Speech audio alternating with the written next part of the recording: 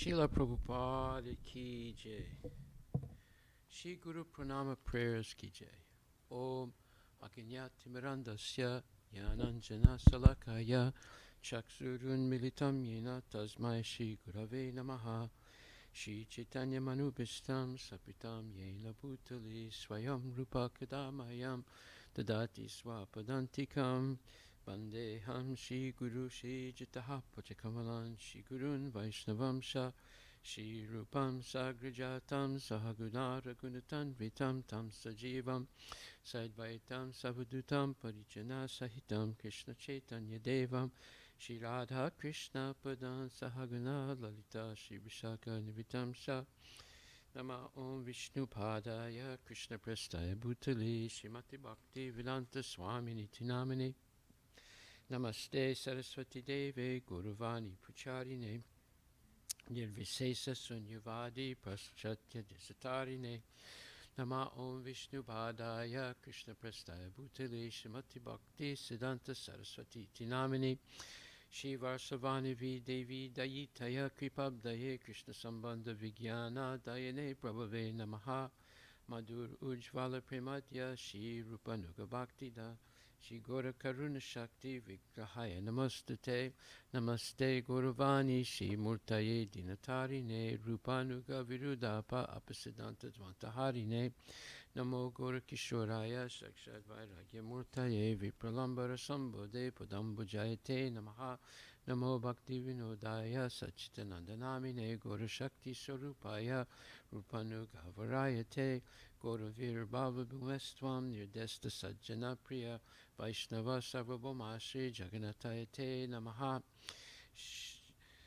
Vanchakalpatarabhyascha Kripasandubhyebhucha Patiktanam Pavanebhyo Vaishnavebhyo Namo Namaha Namo Mahavadanyaya Krishna Premapadayate Krishnaya Krishna Chaitanya Namne Gurachase Namaha Panchatattvatmakam Krishnam Bhakta Rupa Swarupakam Bhaktavataram Bhaktakam Namami Bhakta Saktikam He Krishna Karuna Sindhu Dinabandhu Jagatpate Gopisha Gopika Kanta Radha Kanta Namastate Jayatam Surator Bangor Mama Manda Matergati Matsarva Swapadambujo Radha Madana Mohano Divyad Vrindaranya Kalpadumadaha Shrimad Ratnagara Simhasanastito Shrimad Radha Shila Govinda Devo Prestali Bihi Sevyamanam Smarami Shiman Rasa Rasarambi Vamsivata Tatastita Karsan Venuswaner Gopir Gopinatak Striye Stuna Tapta Kanchana Gurangi Radhe Vrindavaneshwari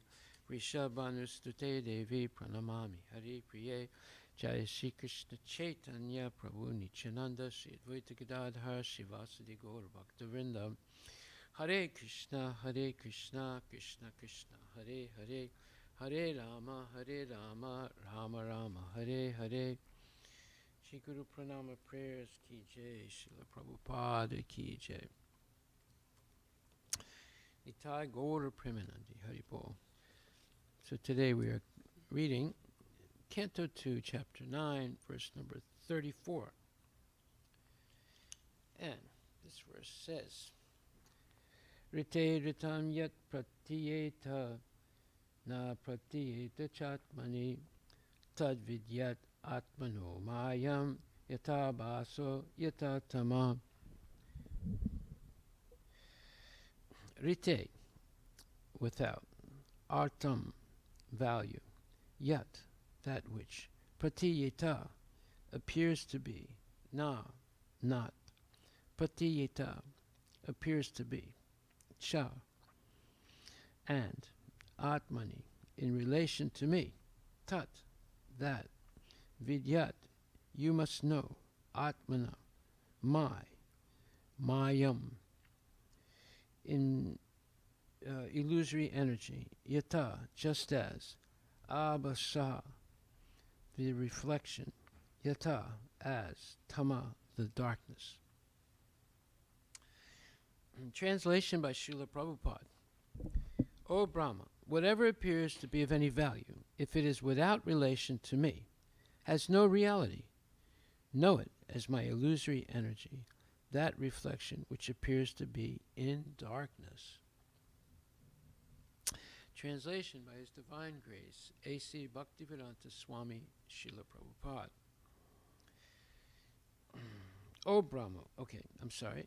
So, purport by His Divine Grace, A.C. Bhaktivedanta Swami Srila Prabhupada. So, we read several paragraphs yesterday, but I want to go over them again. So, in the purport it says, in the previous verse, it has already been concluded that in any stage of the cosmic manifestation, its appearance,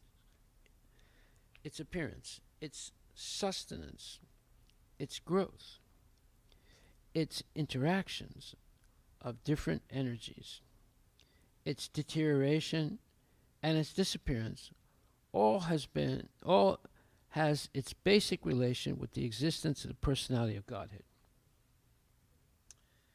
So, therefore, it said, these are basically the 6 stages of life. There's birth, and there is staying, and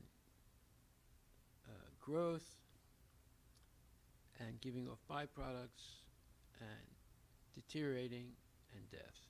So here it says its appearance, that would be birth, its sustenance, so in other words, its staying power, its growth, its interactions of different energies, that means giving off byproducts, its deterioration, and its disappearance, all has its basic relation with the existence of the personality of Godhead. Yeah, nothing is independent of Krishna. Krishna is present in the heart of every living entity as the Supersoul.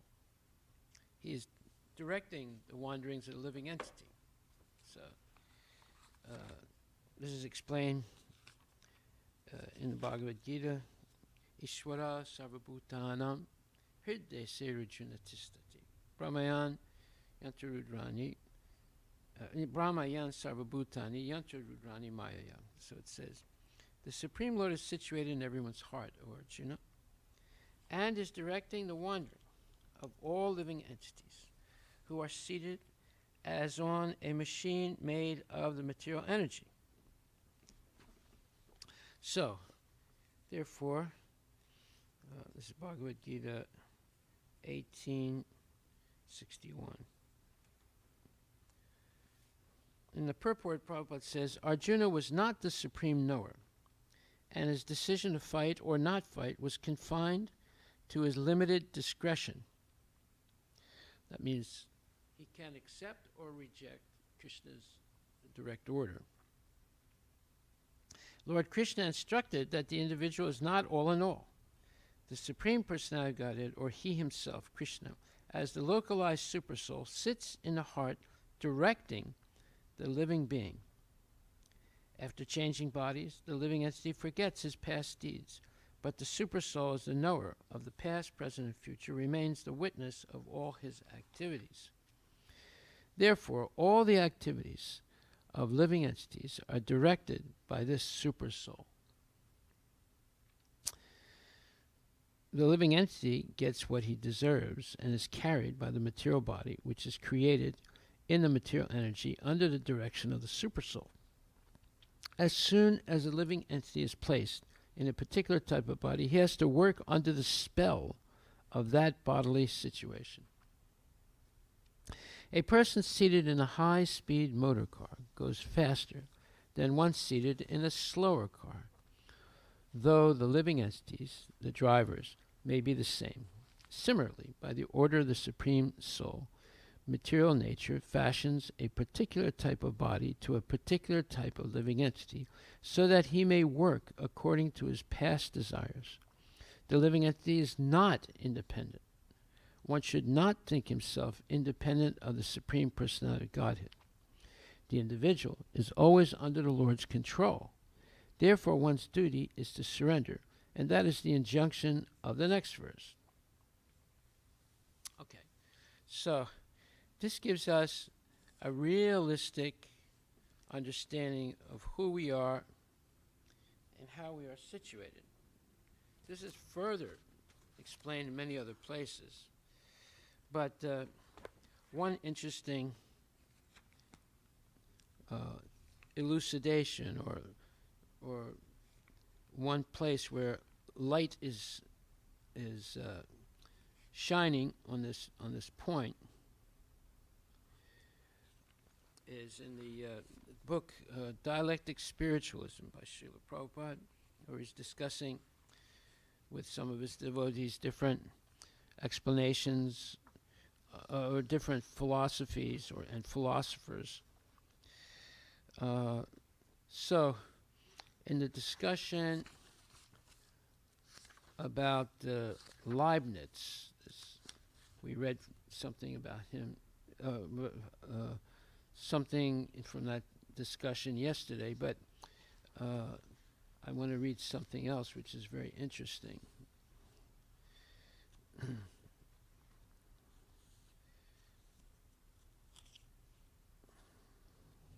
So Prabhupada says in the Leibniz section of the book,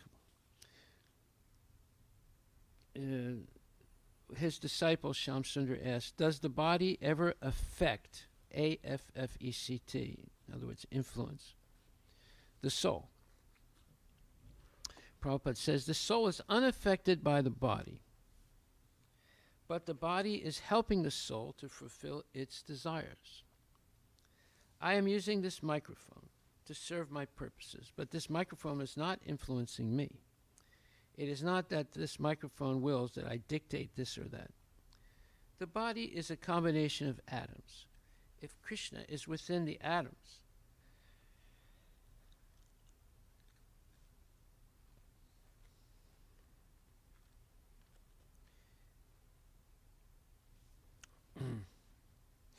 so it says Krishna is within the atoms. And it says that although the Supersoul appears innumerable, it is in actuality one, as stated in Ishopanishad. Yasmin sarvani bhutani atmeva bhud vijanataha tatra ko mahakaha soka ekant mam anupasyatataha. One who always sees all living entities as spiritual sparks, in quality one with the Lord, becomes a true knower of things.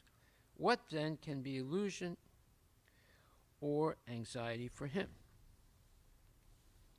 So, there's an alternate, and so this is also stated here. It says, the soul is unaffected by the body, but the body is helping the soul to fulfill its desires. I am using this microphone to serve my purposes, but this microphone is not influencing me. It is not that this microphone wills that I dictate this or that. The body is a combination of atoms. Krishna himself, as Supersoul, is within every atom of the universe. So, although the Supersoul appears innumerable, in other words, it's present in every atom of the universe and in the heart of every living entity, so that means there's an unimaginable number of expansions of the Supersoul.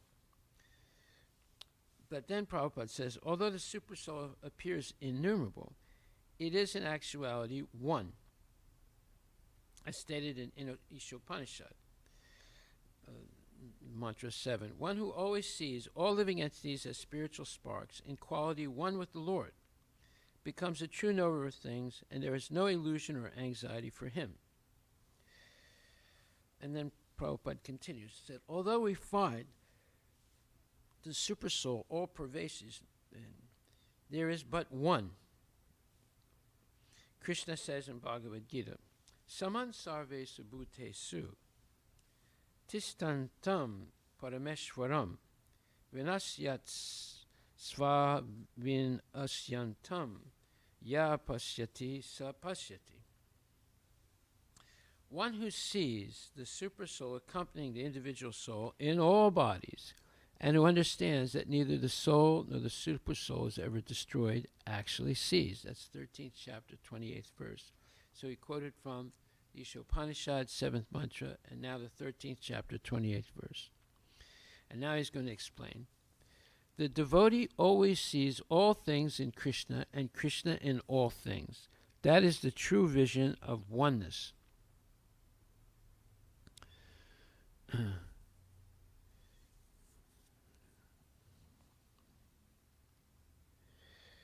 So in other words, the body is acting, but the soul in the body is independent. And the soul is not really affected by the body. So Prabhupada says, we agree with this, but why use the example? Why use other examples? Why not analyze the relationship between the body and the soul? You cannot consider them separately because they are combined. The fallacy of this analogy is that the two so the body and the soul. Let's analyze their relationship. Prabhupada says, you cannot consider the body and soul as completely separate entities working independent of one another. It is stated in the Vedic Shastras that the soul is the master of the body. Therefore, you cannot say that the body is working independently. If I tell my body to place this hand here, my hand will move to this spot. It is not that suddenly my hand moves without my desire. So, then Prabhupada says, in Sanskrit, this argument is called Kalataliya Nyaya. Once, when a crow flew into a tal tree, that's a type of fruit tree, the fruit on that tree that the bird landed on fell to the ground. One observer said that the crow lighted on the tree first, and then the fruit fell. And the other observer said that the fruit fell before the crow could light. In other words, when the crow landed on the fruit, one person says, because of the crow, the fruit fell. And another person says, well, the fruit actually fell before the crow landed on the fruit. In other words, it was destined to fall at that particular time. It has nothing to do with the crow. This kind of argument has no value. We say that if Krishna so desires, a stone can float on the water, despite the law of gravitation. Although the law of gravitation is working here, there are so many huge planets floating in space. All these laws act according to Krishna's desire. By the law of gravitation, all these planets would have fallen into the causal ocean and hit the Garbhodakshaya Vishnu on the head, because he is lying in that ocean, on that ocean. But by his order, all these planets are floating in space. Similarly, if God so desires, a rock may fall into the water, but the water will not give way. The rock will simply float. Since God is the ultimate since God is the ultimate supersoul, this is possible. Whatever God wills will come into effect.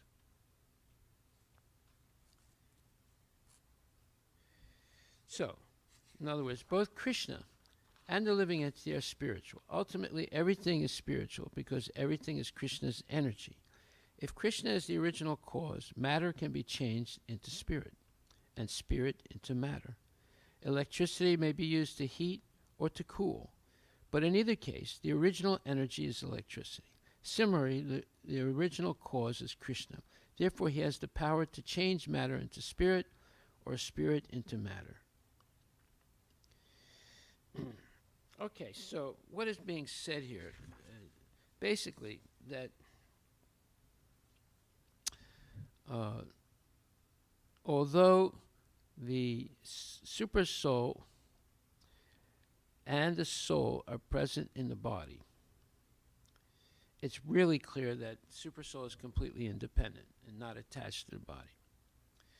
On the other hand, the individual soul, the jiva, you and me, may become attached to the body out of illusion. And it seems as if the soul and the body are combined. They're not exactly combined, like chemically, They're not combined like that.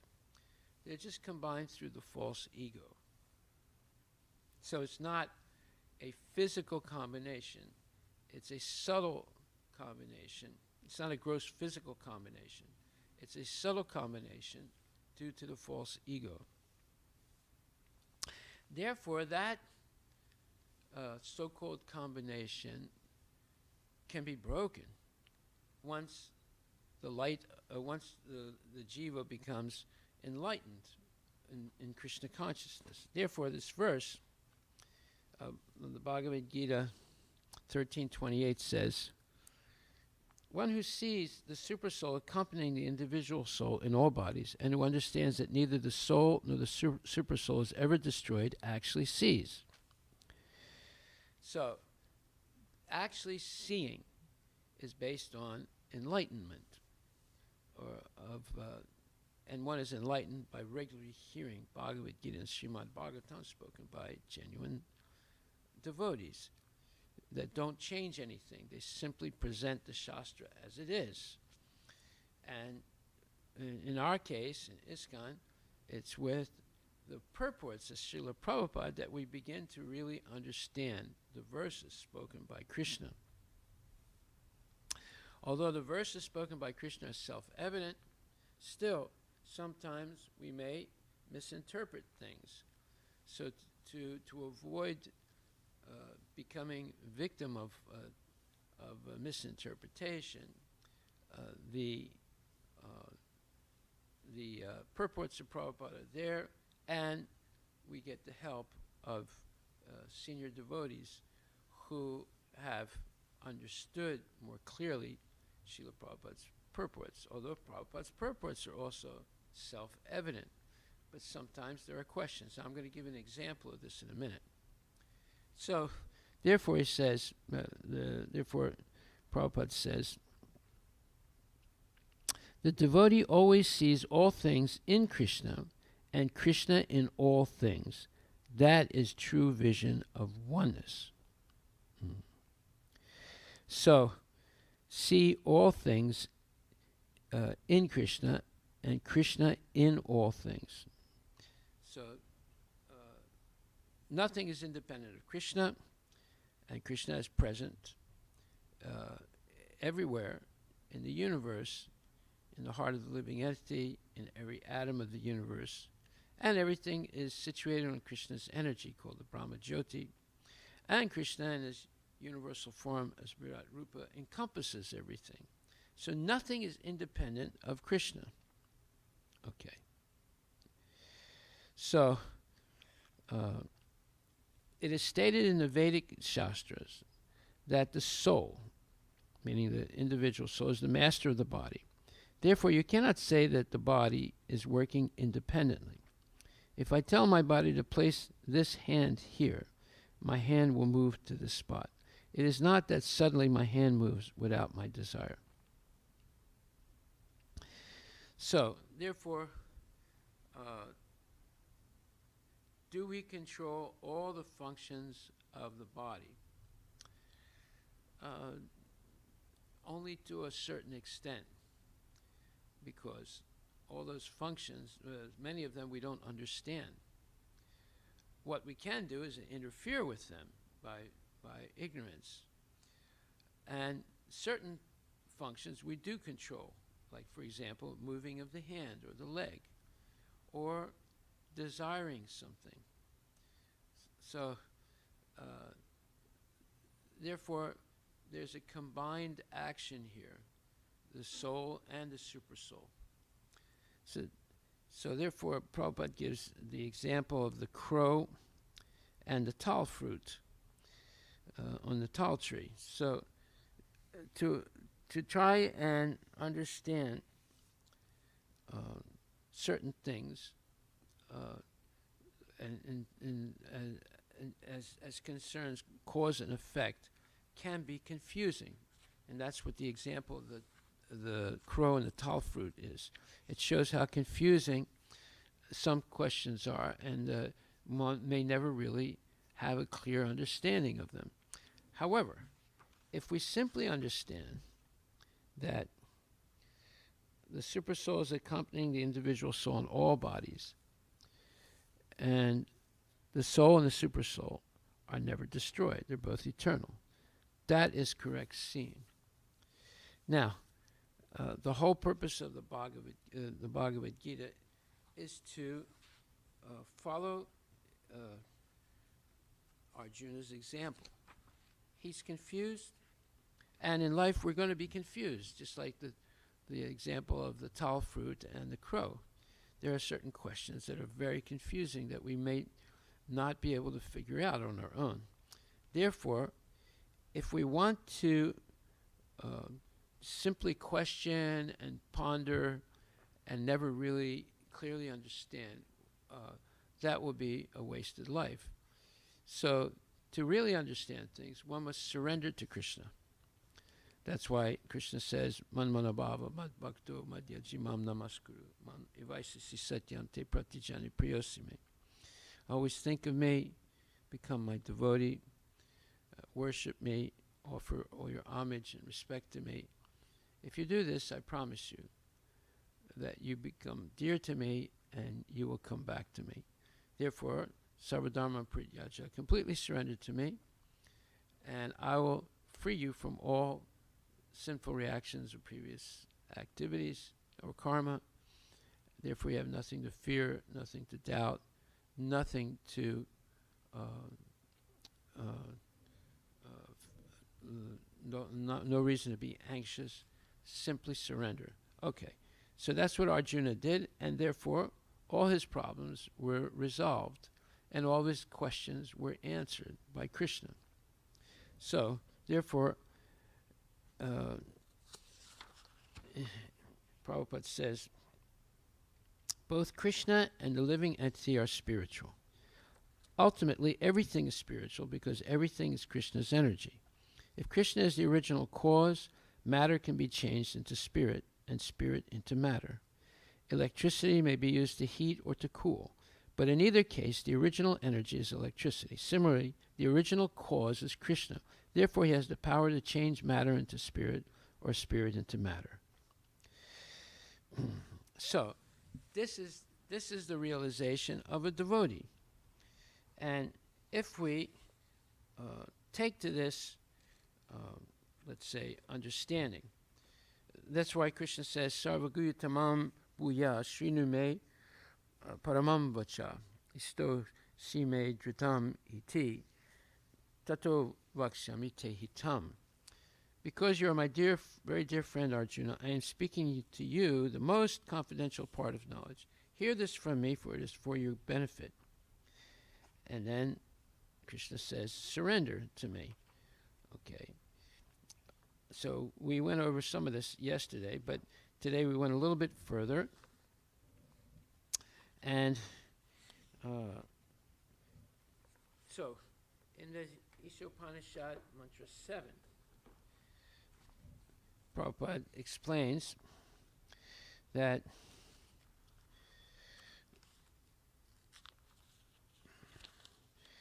there is oneness and difference. Oneness such as one sees everything as the energy of the Lord. But the difference is we can never be equal to the Lord. Therefore, the one is simultaneously and inconceivably one and different from the Lord. So we, as part and parcel of the Lord, have many of the same qualities of the Lord, but we can never have them in full. He has them in full. So there's similarity and there's difference. Okay. So just like there's the fire and the sparks of the fire. So the sparks of the fire are also fire, but they're not equal to the fire.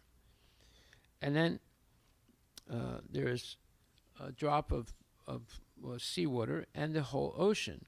They both contain approximately the same percentage of salt.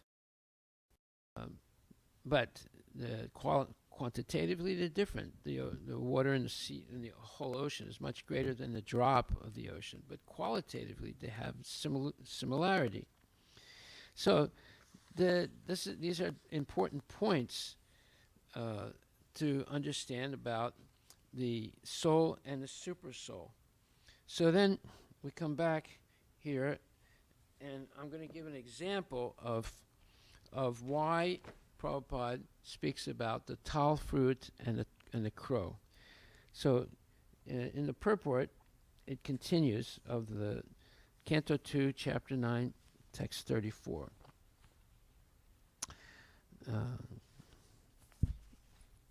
It says, in the previous verse, it has already been concluded that in any stage of the cosmic manifestation, its appearance, its sustenance, its growth, its interactions of different energies, its deterioration, and its disappearance all has its basic relation with the existence of the personality of Godhead. So that's what we understood in Canto 2, Chapter 9, verse 33. And as such, whenever there is forgetfulness of this prime relation with the Lord, and whenever things are accepted as real without being related to the Lord, that conception is called a product of the illusory energy of the Lord.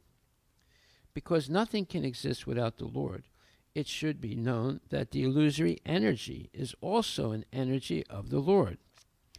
The right conclusion of dovetailing everything in relationship with the Lord is called Yoga Maya, or the energy of union. And the wrong conception of detaching a thing from its relationship with the Lord is called the Lord's Daivi Maya, or Mahamaya. Both the Mayas also have connections with the Lord, because nothing can exist without being related to Him. As such, the wrong conception of detaching relationships from the Lord is not false, but illusory. That's an amazing explanation by Prabhupada. Now, next. Now we're going to see an example in which it's very difficult to discern what is the truth. Like in the example of the tal fruit and the crow. Misconceiving one thing for another thing is called illusion.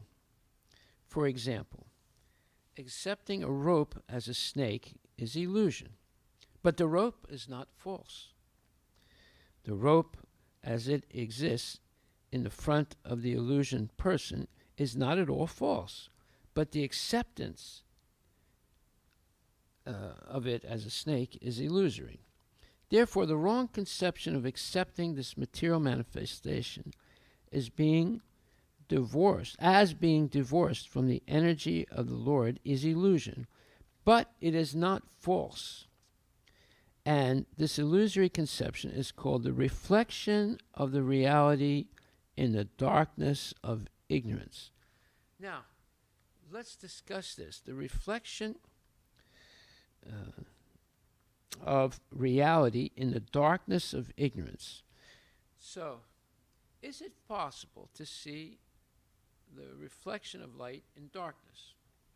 Well, if there's darkness, how can you see a reflection of light? But actually you can. Now I'm going to give a practical example of it. The reflection of light in darkness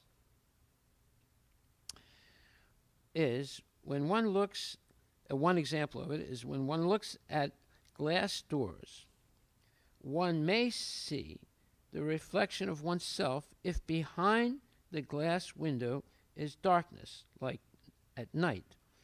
Or when one looks out from inside a car at night, they can see the reflection of their face.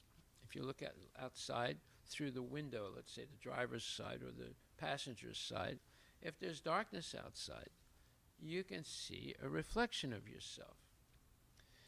Now, during the day, when there's sunlight, or if at night, if you're in an area where there's a lot of electrical lights, you may not see your reflection. But when it's very dark outside, you can see that there's some reflection in the glass, like of the on the driver's side of the window or the passenger's side. So, even in when there's sunlight, there is a reflection of your face, but because of the massive light, you don't see it. But at night, in darkness, you can see the reflection of your face or your body in the window that you're looking through, because there's darkness on the other side. Okay, so even physically, there is such a thing as the reflection of light in darkness. Now, so now what is Prabhupada saying here? First of all, we proved that it is possible to see a reflection of light in darkness. Now, but Prabhupada goes further. He says, misconceiving one thing for another thing is called illusion. For example, accepting a rope as a snake is illusion, but the rope is not false. The rope, as it exists in the front of the illusioned person, is not at all false, but the acceptance is illusory. Therefore, the wrong conception of accepting this material manifestation as being divorced from the energy of the Lord is illusion, but it is not false. And this illusory conception is called the reflection of the reality in the darkness of ignorance. Okay, so are we a reflection? No. There's a difference between the reflection and ourselves. But when we see a reflection of our face, when we look into a mirror. Now, what is a mirror? A mirror has a dark side. So when you look into the mirror, you see a reflection of your face when there's light in the room. So the light is coming back at you, and therefore you see a reflection of yourself. That's because on the back of that mirror it's black. There's a black shroud there, so that the light will bounce back and you see the reflection of your face. Now, are you that reflection? No, you are not. Is it illusory? No, you can't say it's illusory, because it simply indicates that your real face does exist, but the face you see in the mirror is not the real face. So you can mistake it, and then it would be considered, but it's not false. It would be considered an illusion. If you try and, let's say you see your hand in the mirror, and you try and shake hands with your hand, you will not be able to do it, because it's an illusory hand. It's only a reflection. So, therefore here, Prabhupada says, therefore the wrong conception of accepting this material manifestation as being divorced from the energy of the Lord is illusion, but it is not false. And this illusory conception is called the reflection of the reality in the darkness of ignorance. Anything that appears as apparently not being produced out of my energy, Krishna says, is called Maya. Now, that's exactly what they teach you in school. They teach you to not believe that God is the source of everything, or Krishna is the source of everything, and that the entire material world and you as a living being are independent of God. God is a fairy tale, or it's a mythological concept, but it's not real. What's real is simply science and rationality and speculation. So this is a very serious point that we have to understand. Otherwise, we will be misled by modern education and Mayavad philosophy and so forth, because all they do is try and separate us from Krishna, the Supreme Personality of Godhead. And Prabhupada says this. He says, therefore, the wrong conception of accepting this material manifestation as being divorced from the energy of the Lord is illusion, but it is not false. And this illusory conception is called the reflection of the reality in the darkness of ignorance. Anything that appears as apparently not being produced out of my energy, Krishna says, is called Maya, or illusion. The conception that the living entity is formless, that's the Mayavadi's point of view, or that the Supreme Lord is formless, that's the Mayavadi's point of view, is also illusion. In the Bhagavad-Gita 2.12, it was said by the Lord in the midst of the battlefield that the warriors standing in front of Arjuna himself, and even the Lord, had all existed before they were existing on the battlefield of Kurukshetra, and they would all continue to be individual personalities in the future also, even after the annihilation of the present body, and even after being liberated from the bondage of material existence. So another illusory concept is that at the point of death, everything is over. You do not exist after death as a person. These are all false concepts. They're not true. But yet, all these concepts are being taught today in schools. And then it says, in all circumstances, the Lord and the living entities are individual personalities. That means in the past, in the present, and in the future. That means eternally. And the personal features of both the Lord and the living beings are never abolished.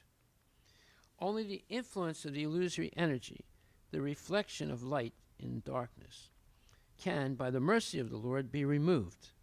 So, Maya, or illusion, can be removed and stopped and destroyed, in a sense, or you can attain freedom from it, because Maya is a artificial imposition on the soul, and it's due to ignorance.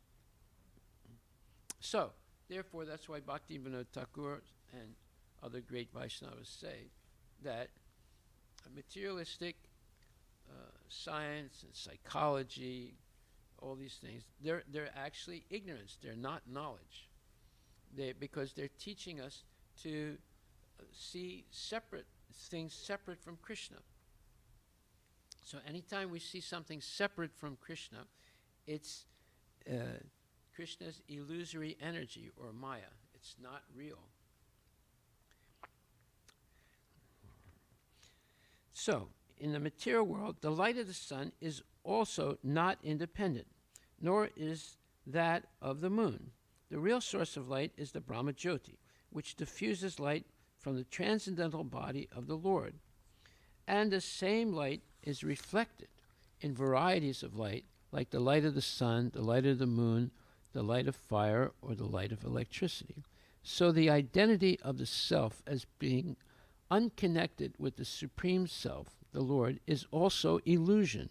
And the false claim, I am the Supreme, is the last illusory snare of the same Maya, or the external energy of the Lord. So we discussed this yesterday.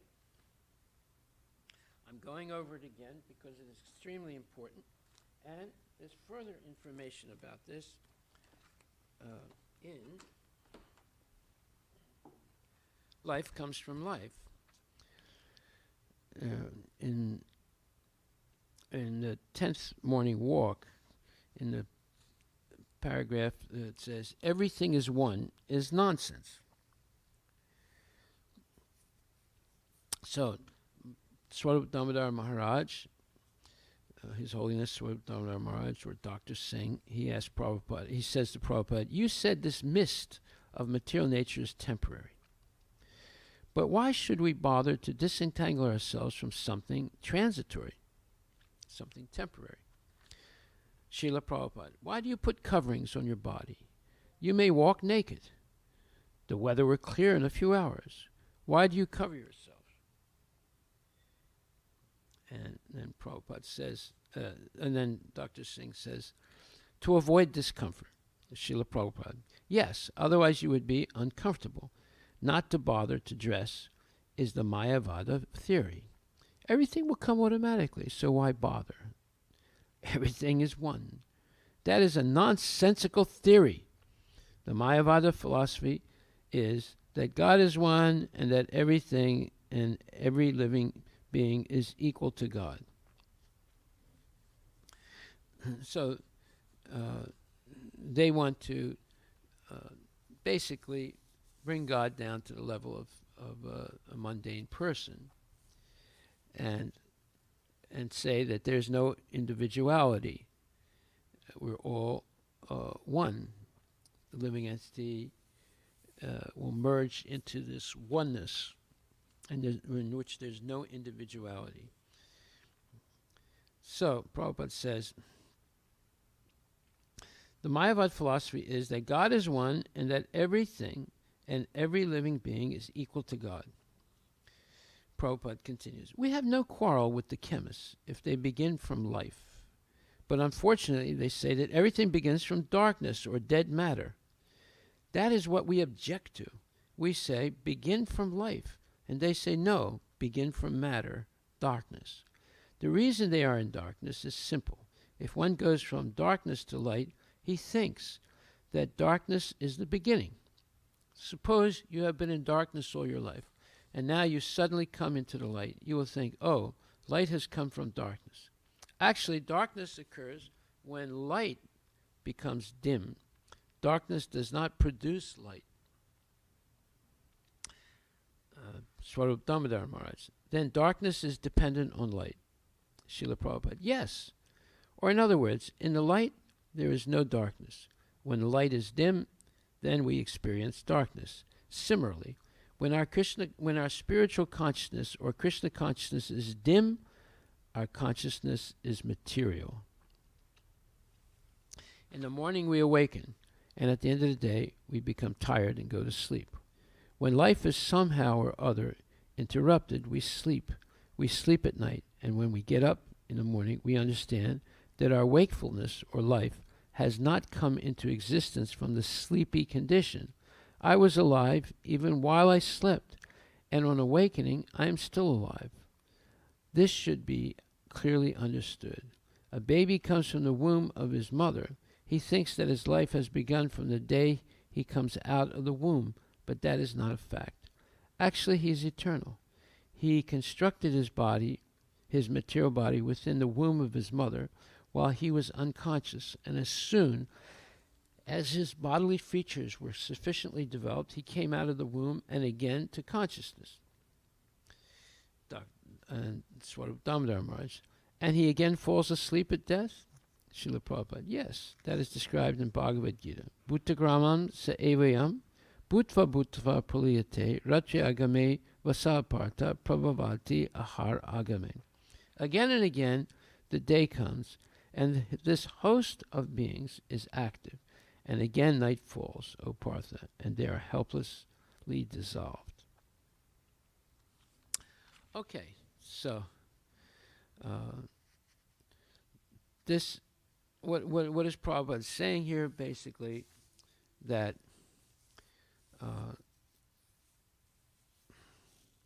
one should not be fooled by the Mayavadis and the mundane scientists who want to separate us from Krishna, who want to separate everything from Krishna. And what is the verse that we're studying? It says that there's nothing independent of Krishna. There's nothing separate from Krishna. That Krishna is present in everything and at all times. And everything, and he's the cause of all causes. So, therefore, anything that's seems to be separate from Krishna is Maya, or Krishna's illusory energies. And people usually want to start from matter and say that everything comes from matter. That's wrong. That's just like saying light comes from darkness. That's wrong. The darkness comes from the absence or dimness of light. So, what we're being taught in so-called schools is the opposite of knowledge. It's actually darkness. because we're being taught to see things separate from Krishna. Therefore, in Bhagavad-Gita, there's a very nice verse in the 6th chapter, which says, Yomam pasyati sarvatra. Let's see where that verse is.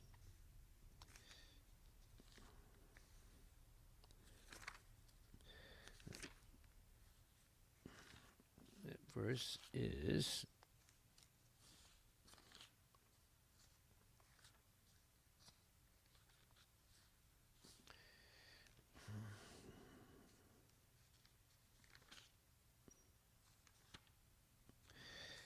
Yomam pasyati sarvatra sarvam cha mayi pasyati.